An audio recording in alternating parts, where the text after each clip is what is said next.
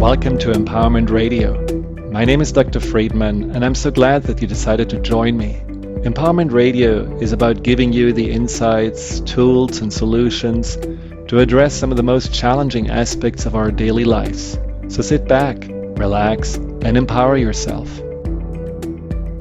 Welcome back to Empowerment Radio, talking about the 10 keys on how to have a life that is rather free from anxiety. And for that, the first key is to take ownership and just be more aware of that you are creating anxiety. Your mind creates anxiety, and whatever your mind creates, it can also learn to uncreate it.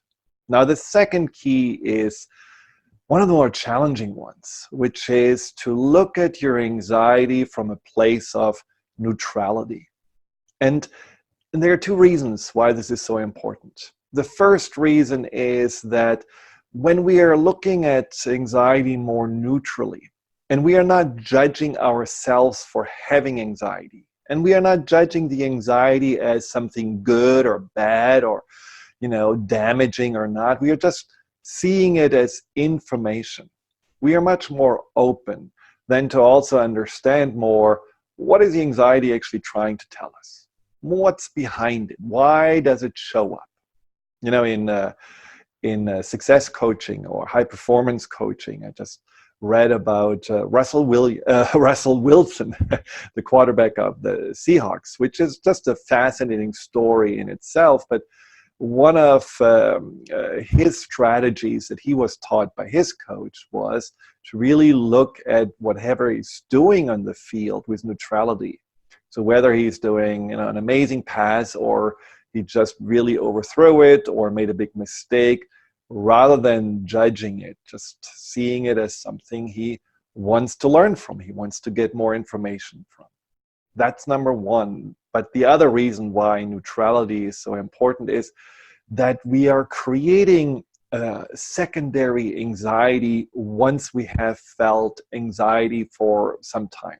And what I mean with secondary anxiety is that we are afraid of our own anxiety. And that's something that a lot of people don't really realize, that at some point they may have addressed where the anxiety came from and what it meant and the root causes, but they still have that phobia of their own anxiety in the back of their mind, the distrust in their emotions. So that is where we have to really see that anxiety no longer as something that we have to avoid and we have to be afraid of, but again, more as information. And information that may really be very valuable and not something that we just want to, either drown out or ignore.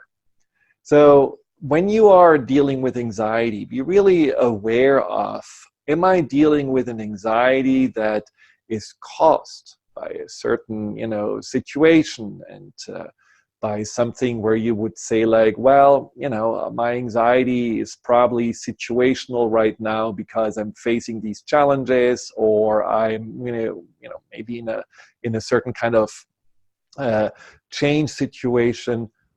Or is it anxiety that actually is no longer about anything that's going on in your life? It's just about that you had anxiety in the first place, and now you're afraid of having it again.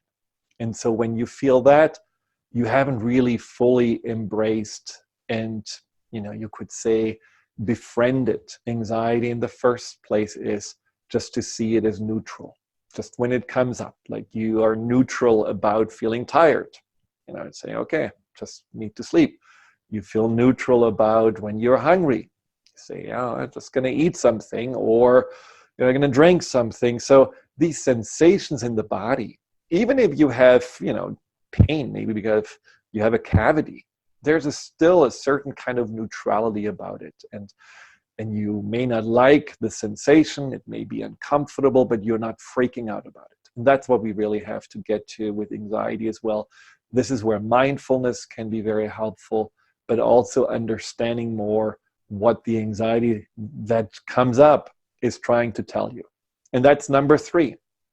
Understanding and appreciating the intention of the anxiety. There is a deeper intention that the anxiety has that made anxiety preserved by evolution throughout hundreds of thousands of years. Generations after generations, we have kept the ability to create anxiety. Now, if anxiety would be really something useless, something that ultimately just wants to torture us or holds us back or has no real value, well, chances are that evolution would have just canceled it out at some point. But no, anxiety is there for a reason. And most of us know that the anxiety is about protection.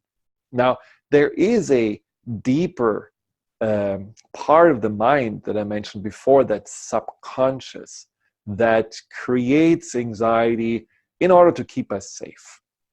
And the way it does that is usually that it observes at the time when we are the most vulnerable and maybe the most powerless and dependent on others. It observes us, it observes our environment, it observes others, and just draws conclusions. And the questions it tries to answer is, how can I make sure that I'm going to be safe, that I will not get abandoned or rejected, and that I find some kind of love or comfort through others? And those early questions that are important questions then also bring up certain strategies. And one of the strategies that the subconscious brings up is anxiety. Whenever you're doing something that potentially could make you either get harmed, abandoned, or unloved, anxiety kicks in and warns you and tells you, well, you have to make a course correction. And so this is where these anxiety patterns start. A client of mine had a very tumultuous upbringing, and in many ways, early on learned that she had to take care of herself. She had to depend on herself. Parents were too busy either fighting or just, creating their own stress and dysfunction, so they couldn't really take care of her. So she decided, I'm going to be self-reliant. And not only self-reliant in just keeping the head above water ways, but really self-reliant in, I'm going to become the best person I possibly can be. And so she wanted to always be the best in school. She was very ambitious in regards to her athleticism. Then later on in college, she graduated with honors, and so on and so on. And, really a standout person. And you would say, like, wow, isn't it wonderful how she really has, not only survived, but really thrived from her challenging upbringing. Well, one day, it turns all in the opposite direction. She was married, thought it would be a wonderful marriage, but it turned out that her husband wasn't really trustworthy and wasn't really the person that she thought she, got in front of the altar with. She also had problems at work where some envious manager who felt threatened by her abilities and just by her personality started to mob her. And in those, more and more out of control circumstances, she had a panic attack. And that panic attack, felt so strange that she thought she had a heart attack. And so she went to the hospital, and it turns out, it was, quote unquote, just a panic attack. But from that moment on, the anxiety just, continuously held her back and made her life smaller. And that is where the anxiety kicked in, when everything was out of control. The marriage and the work and everything seemed to be no longer manageable. And the anxiety said, okay, let's just pull back and go to a safe place. And the safest place is the place that usually is controllable, comfort zone. In her case, the comfort zone was her home. And so the anxiety and that fear of having a physical problem and made her life just smaller and smaller, and therefore also more safe in the mind of the subconscious, because the smaller and the more controllable, the safer. Now, these kind of anxieties may sound familiar to you, where you really feel like, well, when I look back, there is an intention to keep me safe, but unfortunately, that intention backfires because it makes me actually feel miserable. It makes my life, somehow even less manageable because I'm losing my jobs or my relationships, or I'm so consumed with my health that I don't really feel like, I have anything else that I enjoy or look forward to. So that's where that protective mechanism can also overshoot and just create more havoc than it really creates benefits. But again, the program started early in life, and they're assuming that you still need the same protection that you needed when you were a child. And with this client, it was a protection through control and micromanagement, but then also a protection through withdrawing and avoidance of anything that potentially can harm. So once you understand that the anxiety is there for a reason, something inside of you, this inner protector, feels that you're not safe or that there's something threatening you, not necessarily physically, but again, it can be about rejection, lack of love, feeling like an outsider. Those things can bring up those anxiety mechanisms. So appreciate that the intention is not bad. It's actually a survival intention. Now, the fourth step is to be curious about it. So how does my mind do it? How do I create anxiety? So often we are noticing that anxiety, right, only when it's there, only when the heart is pounding, or when the sweat is flowing, or when we are feeling completely confused because, our emotions are taking over our brain. But there is something that happened before. And what happened before is something that we can see more clearly with step number 2, where we are more neutral about it and observe more and backtrack and rewind and think about, what was I thinking right before I felt this anxiety? Did I wake up with it? So was there a dream?